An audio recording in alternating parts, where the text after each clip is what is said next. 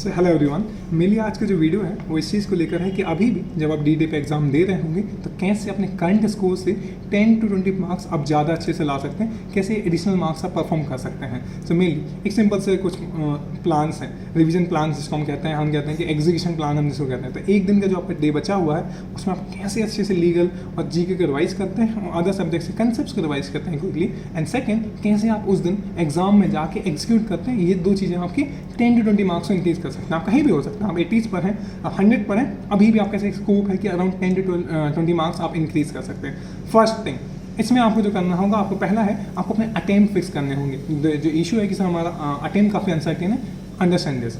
हम जो भी अटेम्प्ट कर रहे हैं, अगर 120 अटेम्प्ट कर रहे हैं, 110 अटेम्प्ट कर रहे हैं, जो आप कहते हैं ना कि सर इस मौके बाद देगा सम चांसेस, कुछ तो चांसेस मैं थोड़ा बेटर कर सकता था, मैं ये चीज़ें अटेम्प्ट कर सकता था, आपका आंसर यहीं पर है।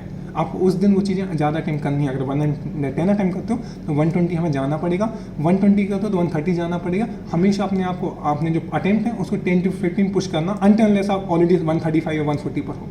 सेकेंड, एक चीज़ आपको जो 120 प्लस का अटेम्प्ट है वो करना ही पड़ेगा। पेपर इजी आता है, टफ आता है, नहीं फर्क पड़ता। मॉडरेट टू टफ में 120 प्लस टू 125 एक अच्छा अटेम्प्ट होगा। एंड देन अगर पेपर इजी आ जाता है तो किसी भी पॉइंट पे 130 135 भी जा सकते हो, 140 भी सेंट जाएंगे। और जो है एक लेवरेज में हमेशा कहता हूँ, आपके लेवरेज कितना है, 3 मार्क्स का लेवरेज रखिएगा हर सेक्शन में। तो मतलब 15 मार्क्स आप छोड़ सकते हैं, क्वेश्चन छोड़ सकते हैं, तो 135 आपका एक अटेम्प्ट बनता है। अगर आप टॉप 3 एनालिस्ट टारगेट कर रहे हैं तो आपका लेवरेज वो कम होकर 1 मार्क्स आ जाता है। तो वही 5 to 8 मार्क्स का आप छोड़ सकते हैं, क्योंकि हम जिन बच्चों को मेंटर कर रहे हैं उसमें वेराइटी ऑफ बच्चे हैं जो अराउंड 115 से ऊपर क्रॉस कर रहे हैं। उनका जो रेंज है वो वही है, 135 to 142 के अराउंड का रेंज है। नेक्स्ट, हमारा जो नेगेटिव है हम उसको रियलाइज़ करना होगा। एक चीज़ है, आपने जो भी अटेम्प्ट किया 3 चीज़ें करिए आप। पहला, अपने जो भी आपने मॉक्स दिए हैं, 10-12 मॉक्स दिए हैं, उसको लेके आज बैठिए, 5 मॉक्स लेके बैठिए, उसमें से रियलाइज़ करिए कि आपका अटेम्प्ट कितना था। मान लीजिए 130 था तो अभी भी 120 था मान लीजिए, तो आपके पास अभी भी 10 का इंक्रीज़ करने का स्कोप है। तो वो अटेम्प्ट देखिए कि 30 कहाँ मिस हुए आपसे, उस पर आपको आज काम करना है। सेकेंड, आपको जो भी आपका जो एक अटेम्प्ट हो चुका है उसमें आपको ये मस्ट भी रियलाइज़ कि जो मार्क्स आए हैं आपके 120 मार्क्स आए, 120 अगर आपने अटेम्प्ट किए मतलब 90 मार्क्स आए, तो 30 का गैप है ना, इसमें 10 to 12 मार्क्स आपकी सिली मिस्टेक्स हैं, ये आपको खुद भी पता है। Work on this, understand this. अगर हम इसको रिड्यूस कर दिए तो एक तो अटेम्प्ट हम जो बढ़ाएंगे 10 क्वेश्चंस का, हम उससे 7 to 8 मार्क्स गेन कर सकते हैं। और जो नेगेटिव हम खुद की गलती से करें सिली मिस्टेक से, उसको हम अवॉइड कर सकते हैं। एक तो आई एम होपफुल कि उस दिन आप सिली मिस्टेक नहीं करोगे, क्योंकि एनएलयू की एक सीट आपकी स्टेक पर होगी, आपके नेक्स्ट 5 ईयर्स स्टेक पर होंगे, आपके ड्रॉप इस स्टेक पर होगा, 2 ईयर ड्रॉप ईयर्स आपके स्टेक पर होंगे। तो ये सारी चीज़ें आपको क्वेश्चन को 2 बार, आंसर को 2 बार है ना सोचने के लिए वो करते हैं, तो आपको उसमें सही कर सकते हो। आई एम रियली होपफुल कि आप उस दिन ये करोगे। नेक्स्ट, थर्ड, आपका एग्जीक्यूशन प्लान बहुत अच्छा होना चाहिए। लास्ट 5 मार्क्स को लीजिए, जो टफ लग रहा है उसको साइड में रखिए, जो मॉडरेट है उसको रखिए, एंड देन इजी को consider then this 3 papers as a clear paper.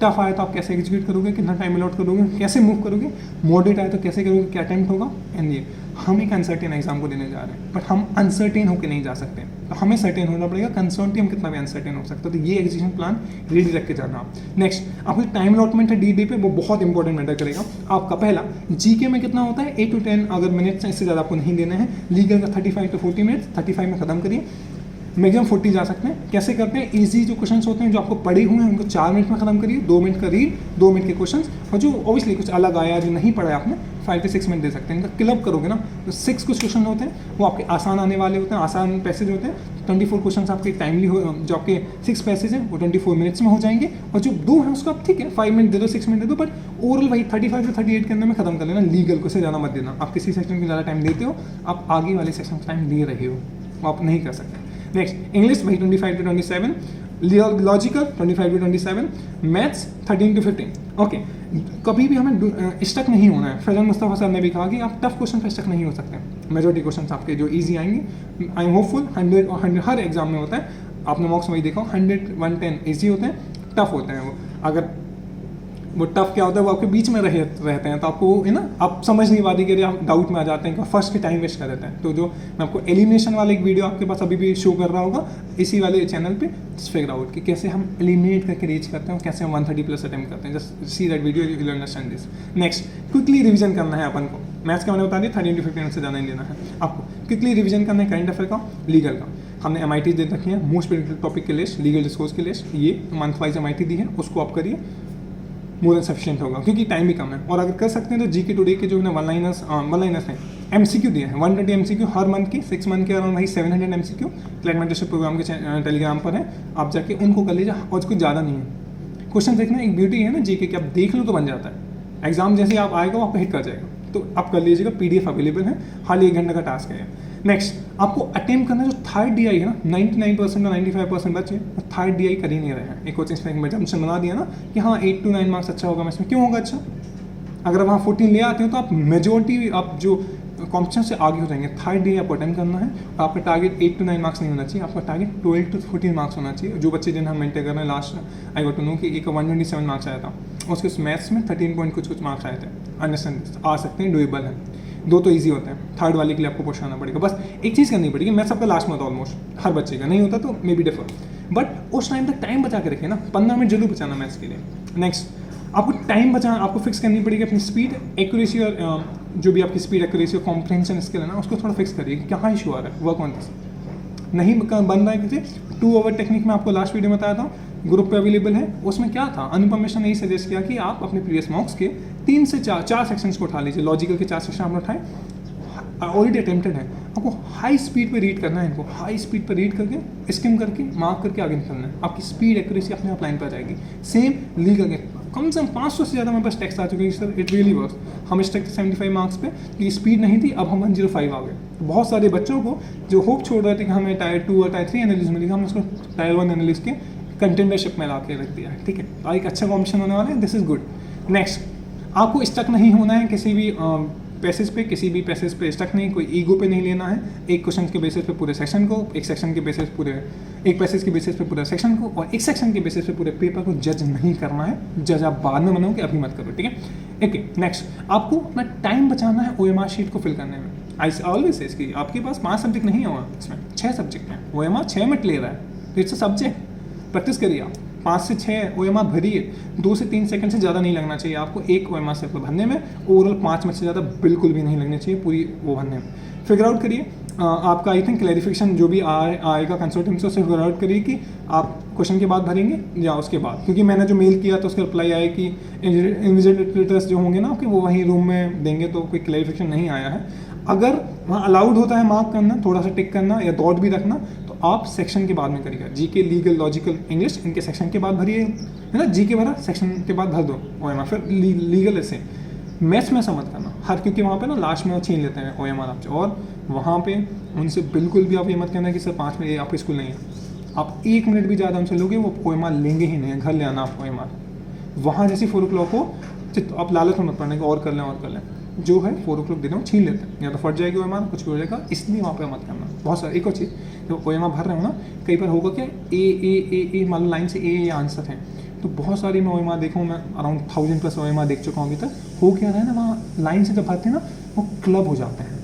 आप पेन को अच्छे से यूज़ करिएगा, ब्लैक का वॉल पेन जो भी आप ले रहे हैं वो क्लब ना हो। बहुत सारे बच्चे OMR सर्कल्स क्लोज होते ना, तो पूरी लाइन क्रिएट हो जाती है, 3 5, आप समझ गए ना कैसे होता है, तो 5 एक साथ आ जाते, वो मत करिएगा। उसके बाद आपको आंसर पे रीच करना है एलिमिनेशन मेथड से। आपको ऑलरेडी हमने वीडियोस में बताया है, उतना हमने सेशंस लिए हैं, 50 से ज़्यादा सेशन ले चुके हैं। हम हमेशा बताते हैं कि 2 ऐसे ऑप्शन हैं जो एलिमिनेट किए जा सकते हैं, 2 के बीच में आप आंसर पहुँच सकते हैं। अगर आप 2 के एलिमिनेट कर सकते हैं, फॉर श्योर आपको क्वेश्चन करना चाहिए, आपको छोड़ना नहीं चाहिए। नेक्स्ट एक और है, आपको अपने अलॉटेड मेंटर्स हैं, आपको 3-4 दिन पहले आपको मेंटर्स अलॉट हो गए थे। अनुपम 100+ से आपको देख रहा है, 100+ मार्क्स वालों को वो ही इज़ मैनेजिंग, 80 to 100 वालों को अमत इज़ मैनेजिंग, एंड वही 50 to 80 और जो भी इनका स्कोर डिफर कर रहा है 50 से कम में, उनको RN मैनेज कर। अभी भी आप कनेक्ट नहीं हुए हो, आपको नीचे नंबर्स हैं उनके, आप व्हाट्सएप पे जस्ट फाइनल डे अपनी स्टडीज डिस्कस कर लो उनसे, जितना भी स्कोर है। आप 100 पे हो ना, डू नॉट बी कॉन्फिडेंट करें हम सब आते हैं, नहीं, ये नहीं समझ जिन्होंने क्लेट क्लियर किया है, द अदर वन एक एनालाइज हैं, बाकी 2 HNLs हैं, और हम क्लेट मेंटरशिप प्रोग्राम पर मैं भी हूँ। आप कभी मुझे टेक्स्ट करिए, विल डिस्कस की लास्ट स्टडीज क्या होनी चाहिए और एग्जाम डे क्या करना है। अभी आपका एक वीडियो और आएगा जिसमें नोट टू डू लिस्ट होगी, क्या करना है क्या नहीं करना है, वो आप देखिएगा जरूर, या PDF आएगी उसको। इसके बाद 2-3 एक जिसको मैं गोल्डन PDF कह रहा हूँ, वो आपको नीचे या तो लिंक में मिल जाएगी, या तो यहाँ पे जो टेलीग्राम ग्रुप का लिंक है उस पर जाकर PDF आप सबके पास पहुँच गई है। जैसा गोल्डन PDF में पहला ये है कि यही सब चीज़ें मैंने बता रखी हैं एक्सप्लेन करके आपको, कि कैसे नेगेटिव को इंक्रीज़ करना है, कैसे नेगेटिव को कम कर सकते हैं, कैसे हमने अटैम्प्ट को इंक्रीज़ करना है। देखो, हमें नेगेटिव को मिनिमाइज करना है, अटैम्प्ट को मैक्सिमाइज करना है, दिस और एक्यूरेसी को मैक्सिमाइज करना है। This is how will be scoring 10 to 20 marks over, ठीक है। उस PDF में हमने क्या लिखा है, हर सेक्शन में आप कैसे लीगल में 33 मार्क्स ला सकते हो, प्लस ला सकते हो, आप कैसे लॉजिकल में ला सकते हो, ये सारा हमने उसमें डिस्कस किया है। तो दैट्स वेरी इंपॉर्टेंट। मैथ्स में कैसे आप 12 प्लस ला सकते हो, 10 प्लस ला सकते हो, इंग्लिश में कैसे 24 प्लस। तो एक 15 पॉइंटर्स हैं, 5 मिनट लगेगा। गोल्डन वो बंडल्स कर रही है बहुत सारे बच्चों की प्रिपरेशन, बहुत सारी हमारी अप्रोच ही गलत है, तो देर ना टेक्निक ही गलत है आपकी, तो वो आप इंप्रूव कर सकते हैं। ठीक है, next how to reduce negative. वो वही पीडीएफ के लास्ट वाले पेज पे, वो 12 पेजेस है और 13 पेजेस की पीडीएफ है, उसमें लिखा है नेगेटिव कैसे रिड्यूस करना है, कैसे स्मार्ट गेसेस लगाते हैं, सब कुछ दिया उस पीडीएफ में, तो आप उसको रेफर करिए। एक और, सेंटर पे सही टाइम से पहुंचना, आपका राइट स्लीप और आपका राइट डाइट और लेस स्ट्रेस, ये भी काफ़ी हेल्पफुल होता है आपके मार्क्स में। तो ये सब चार चीज़ें आप ध्यान रखिएगा। जो to do list not to do list होगी उसको जरूर आप प्रेफर करिएगा। तो ओवरऑल आई थिंक बहुत सारे बच्चों के स्क्रीनशॉट आपको ऑलरेडी उस पीडीएफ में स्क्रीनशॉट्स भी हैं, उन बच्चों के हैं जो अराउंड 60-70 मार्क्स पे थे और आज टॉप 3 एनालिस्ट के कंटेंडर हैं, क्योंकि उन्होंने अपने स्कोर को लास्ट 1-2 मंथ्स में हमने इतने अच्छे से उनको गाइड किया, हमने उनके स्ट्रेटेजी बताई, अब वो 110 और 120 आ गए हैं। अभी तक अगर आप क्लैट मेंटरशिप प्रोग्राम का पार्ट नहीं है, यहाँ पे टेलीग्राम पर लिंक है, आप ज्वाइन कर सकते हैं, प्रीवियस वीडियोस देख सकते हैं। ये गोल्ड है, हमने जो कंटेंट दिया हुआ it's gold, this is doing wonders in students like, है ना, मतलब ऑब्वियसली बहुत अच्छा करेंगे वो क्लैट में। At the end of the day always realise हम यहाँ पे सिर्फ एक्सपेरिमेंट बनने के लिए नहीं, हम एनालिस्ट स्टूडेंट बनने के लिए आए हैं। और 23 जुलाई को जो क्लैट होगा और जब भी इसका रिजल्ट आएगा तो जो मेजोरिटी बच्चे एनालिस्ट में एंटर हो रहे होंगे वो आई कैन प्राउडली से कि वो क्लैट मेंटरशिप प्रोग्राम से होंगे, क्योंकि हमने इतने एफर्ट्स लगाए हैं 10,000 प्लस बच्चों को, हमने टेक्निक्स बताए हैं, स्ट्रेटेजी बताए हैं कि अनप्रेडिक्टेबल टॉपिक भी आया, अनप्रेडिक्टेबल पैसेज भी आया ना, she will be able to do it. So all the very best, bye bye, thank you so much and all the best champions, bye bye.